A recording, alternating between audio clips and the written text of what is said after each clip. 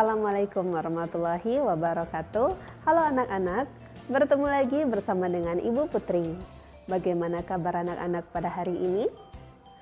Semoga kita selalu dalam keadaan sehat sehingga kita lebih semangat untuk melakukan aktivitas pada hari ini dan tentunya lebih semangat untuk mengikuti pelajaran Ibu pada hari ini. Sebelum kita memulai pelajaran kita pada hari ini, mari bersama-sama kita berdoa menurut agama dan kepercayaan kita masing-masing. Berdoa dimulai.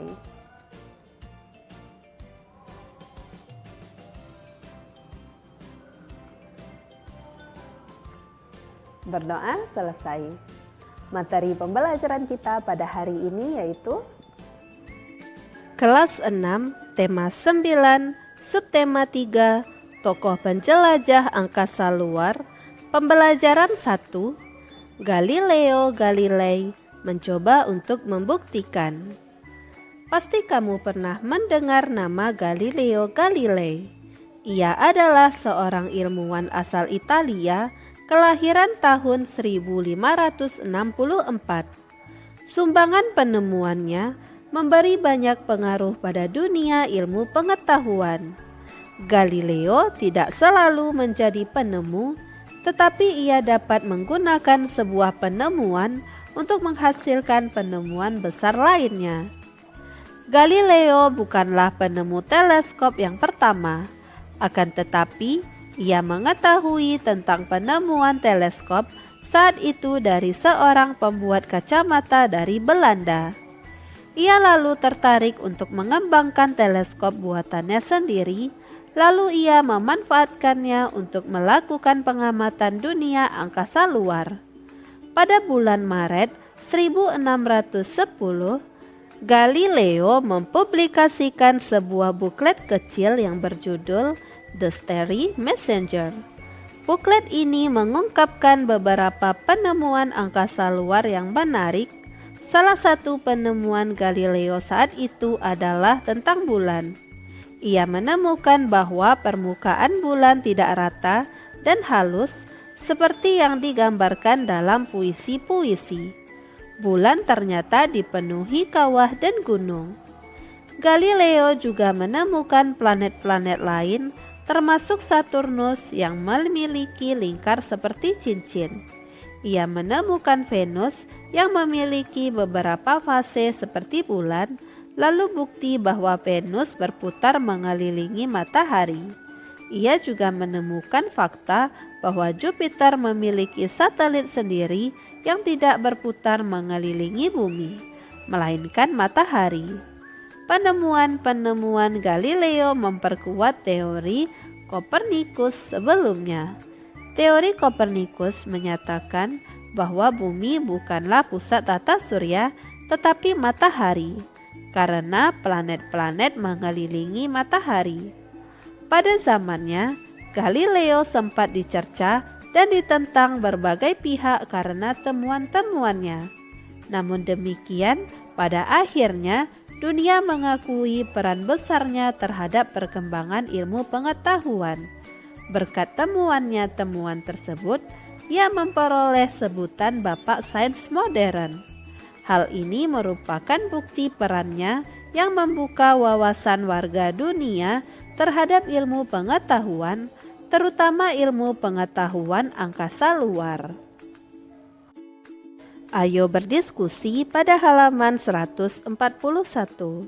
Galileo Galilei merupakan salah satu penemu yang berperan besar terhadap perkembangan ilmu pengetahuan yang mempengaruhi peradaban manusia. Bersama dengan teman sebangkumu, diskusikanlah penemuan apa saja yang telah dihasilkannya dan dampaknya terhadap kehidupan manusia hingga kini. Gunakanlah tabel berikut ini untuk mencatatnya. Penemuan Galileo Galilei yang pertama, hukum gerak atau mekanika. Dampak penemuan Galileo Galilei, menghimpun penemuan tersebut dengan formula matematik, penggunaan yang luas formula matematik, dan metode matematik merupakan sifat penting dari ilmu pengetahuan modern. 2. Penemuan Galileo Galilei yaitu hukum kelembapan.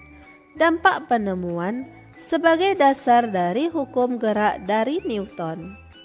3. Penemuan yaitu penyempurnaan teleskop. Dampak penemuan digunakan untuk keperluan pelayaran dan pengamatan astronomi sebagai bahan penguat bagi para pendukung teori Kopernikus atau teori matahari sentris. 4. Penemuan yaitu penemuan termometer air.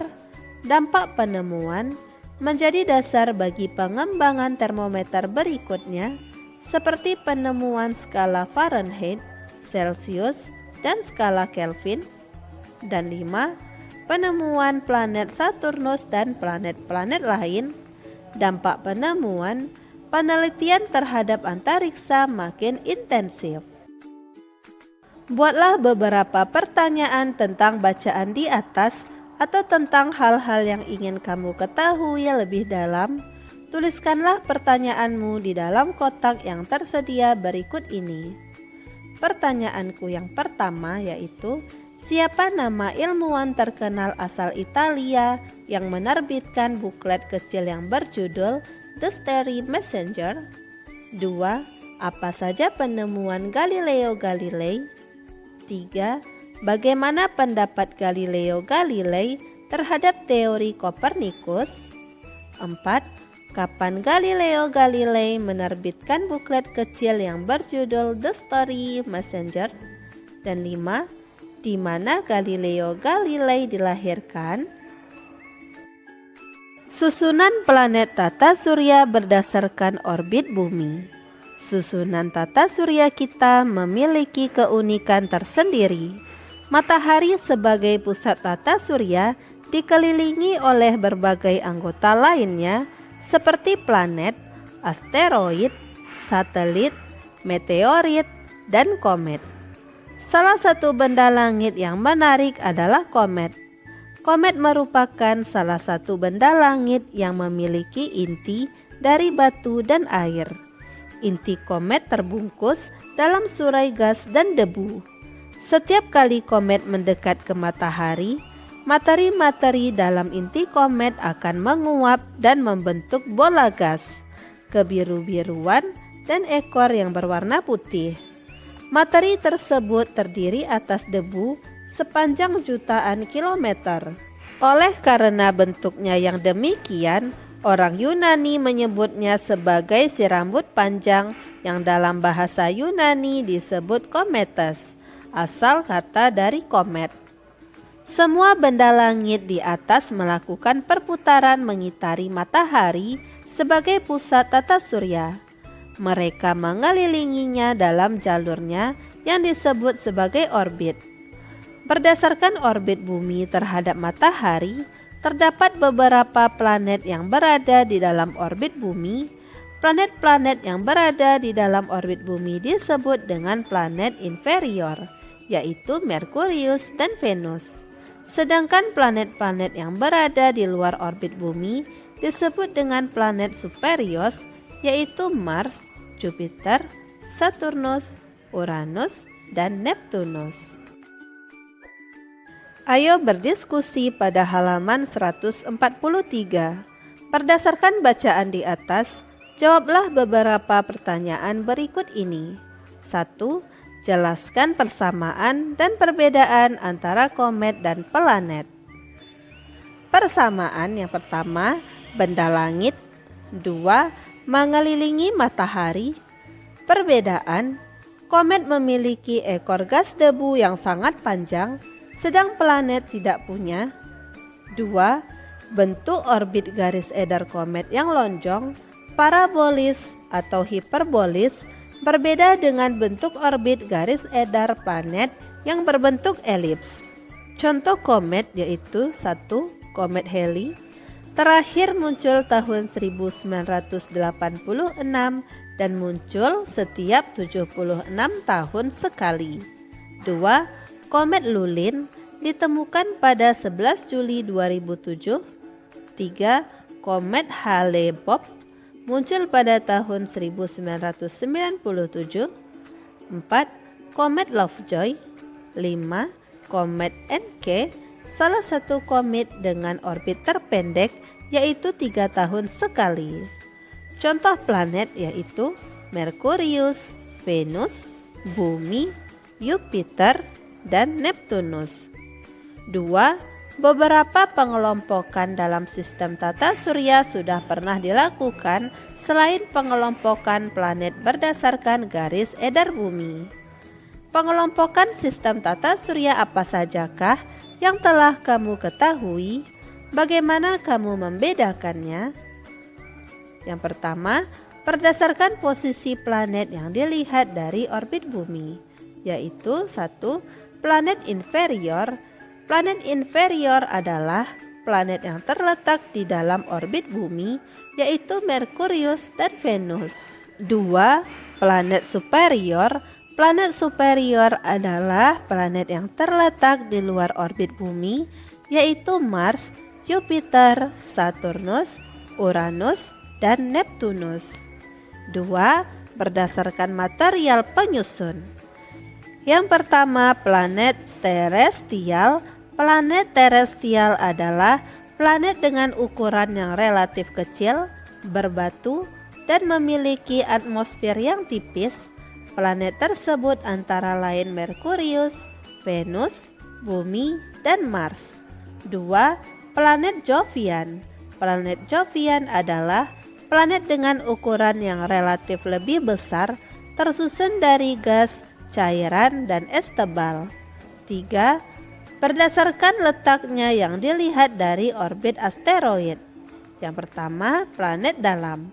Planet dalam adalah planet yang berada di dalam orbit asteroid, yaitu Merkurius, Venus, Bumi, dan Mars. Dan planet luar adalah planet yang berada di luar orbit asteroid, yaitu Jupiter, Saturnus, Uranus, dan Neptunus. Ayo berlatih pada halaman 144. Kesimpulan apakah yang dapat kamu buat berdasarkan kegiatan di atas? Kesimpulanku yaitu bahwa jenis planet dapat dibedakan berdasarkan garis edar atau orbit bumi, material penyusun, dan letak dari orbit asteroid. Kesempatan yang hilang oleh Intan Sari El Izwar. Nesa, ayo tidur, sudah malam. Mama mengingatkan Nesa yang masih asik membaca buku di kamar. Besok kan hari Sabtu, Ma. Nesa libur, sahut Nesa sambil terus membaca bukunya. Loh, bukannya kamu akan pergi ke planetarium bersama teman-teman sekelasmu? Tetap harus bangun pagi kan? Kata Mama mengingatkan. Berangkatnya agak siang kok, Ma. Nesa pasti bisa mengatasinya. Besok bangun pagi dan siap berangkat. Kilah Nesa. Nes, kamu ingat kejadian hari ini kan? Kamu sendiri yang bilang kalau tadi kamu mengantuk sekali dan tidak bisa berkonsentrasi dengan baik di sekolah karena semalam kamu tidur kemalaman. Kata Mama mendekati Nesa yang masih membaca bukunya di tempat tidurnya. Ingat kata Papa, anak seusia kamu harus tidur cukup.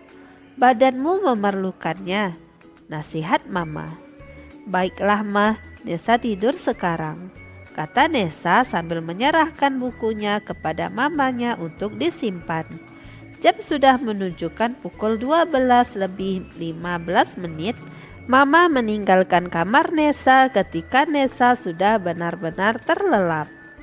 Keesokan paginya, Nesa, ayo bangun, kata Mama membangunkan Nesa. Aku kan baru saja tidur, kok sudah dibangunkan, Ma? Cepat sekali, pikir Nesa. Nesa membuka matanya dengan berat. Dengan perlahan ia melangkah mendekati ruang makan. Di sana Mama, adiknya Lili, dan Papa sudah terlihat rapi. Papa, Mama, dan Lili akan berkunjung ke rumah Om Bram. Mungkin sampai sore hari. Hari ini kamu mau ke planetarium kan? Nessa bisa bersiap sendiri kan? Tanya Mama. Nessa mengangguk. Tak lama kemudian, Papa, Mama, dan Lily pun berangkat pergi. Nessa mengambil setangkup roti isi kesukaannya yang telah disiapkan Mama. Sambil mengunyah, Nessa kembali ke kamarnya, hendak mengambil baju untuk segera mandi. Karena rotinya belum habis, Nessa duduk di pinggir tempat tidurnya, mengambil bantal untuk bersandar dan menikmati rotinya. Ah, nyaman sekali. Mandi nanti dulu deh, masih ada waktu, pikir Nessa. Jam menunjukkan pukul 7:30. Tanpa disadari Nessa terlelap. Beberapa jam kemudian Nessa terbangun dan mendapati dirinya masih memegang roti isi yang belum habis. Nessa segera melihat jam dan alangkah terkejutnya ia bahwa ia telah tertidur selama 2 jam. Itu artinya ia terlambat berangkat ke planetarium. Nessa terhenyak, teman-temannya pasti telah meninggalkannya.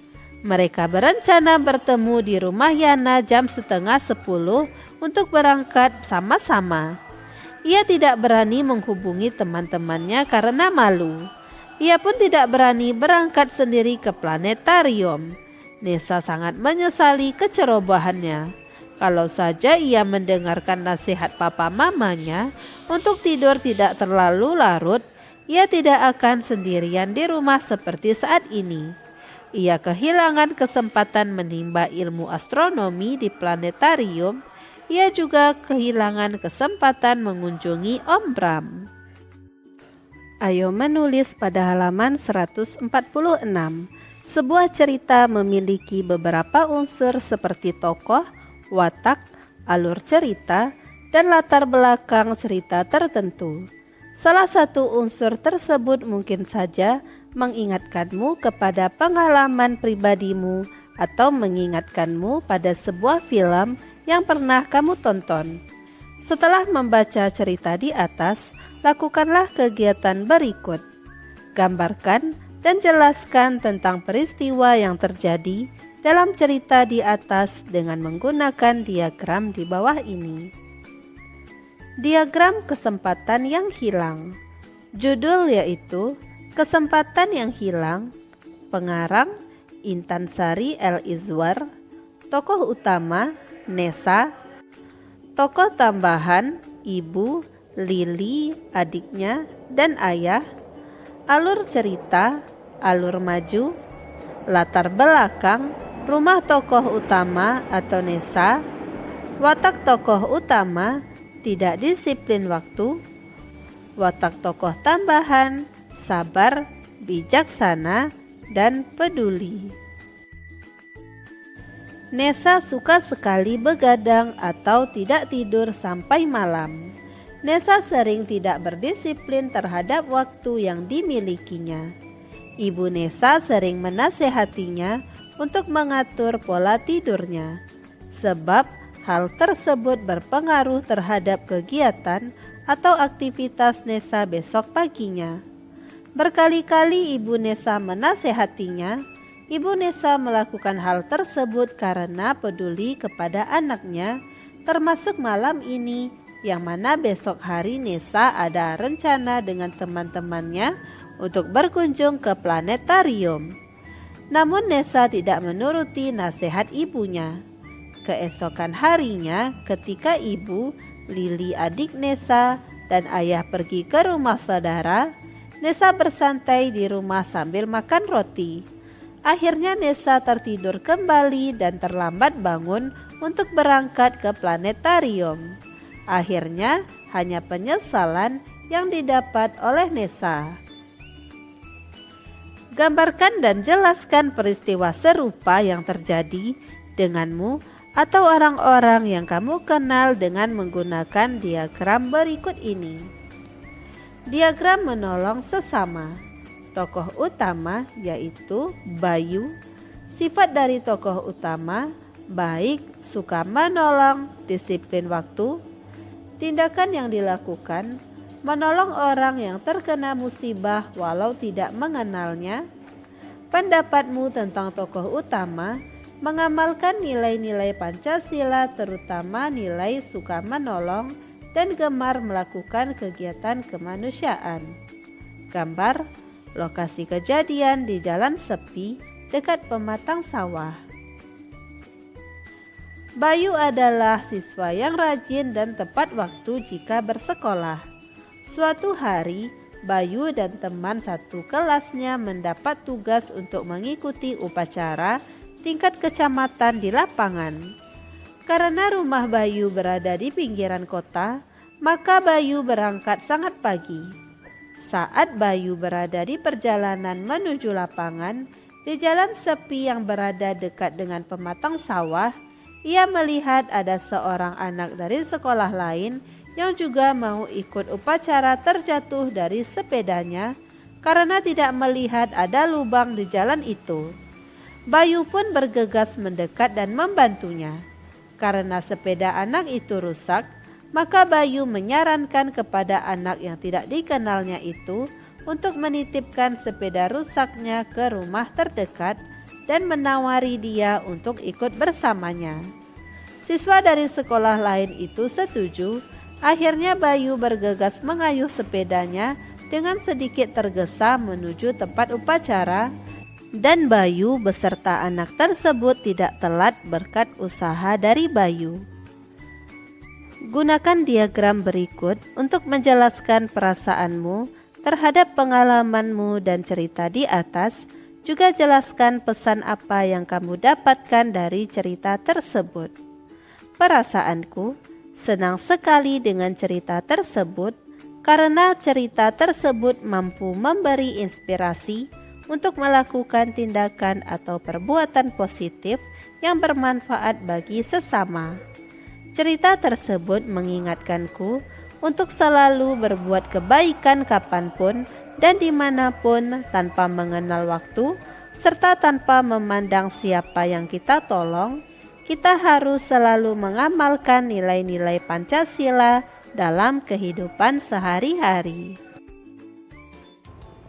Demikianlah materi yang dapat Ibu sampaikan pada hari ini. Semoga apa yang telah Ibu sampaikan pada hari ini dapat bermanfaat untuk dirimu dan menambah ilmu pengetahuanmu. Jika dalam penyampaian materi ada tutur kata Ibu yang kurang berkenan, Ibu mohon maaf. Akhir kata, wassalamualaikum warahmatullahi wabarakatuh.